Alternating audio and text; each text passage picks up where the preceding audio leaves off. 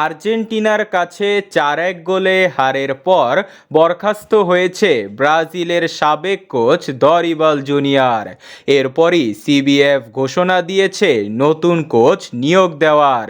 তখন থেকে এখনো পর্যন্ত একের পর এক কোচ খুঁজছে ব্রাজিল। তবে গতকাল কোচ বিষয়ে ব্রাজিলের স্টাফদের সাথে মিটিং করেছে ব্রাজিলের বোর্ড প্রেসিডেন্ট এর্নালদো রদ্রিগেজ। এই বৈঠকের পর ধারণা পাওয়া গেছে কে হবে ব্রাজিলের পরবর্তী কোচ। জুনে ফিফা উইন্ডোতে ইকুয়েডর ও প্যারাগুয়ের বিপক্ষে দুটি গুরুত্বপূর্ণ ম্যাচ খেলবে সেলেসাওরা, আর এই দুই ম্যাচের আগেই কোচ নিয়োগ দেবে ব্রাজিল।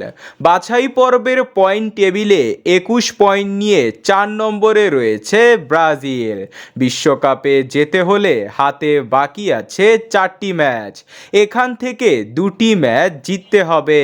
যেহেতু জয় ছাড়া আর কোনো বিকল্প নেই ব্রাজিলের কাছে, সেহেতু হাই প্রোফাইল কোচ খুঁজছে সেলেসাওরা।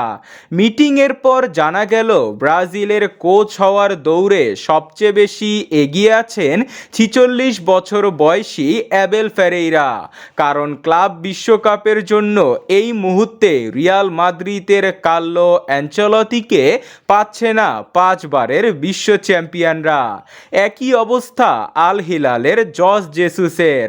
তবে পালমেরাসের এই কোচ মে মাসে অবসর হবেন, আর তখন তাকে ফ্রি পাওয়া যাবে।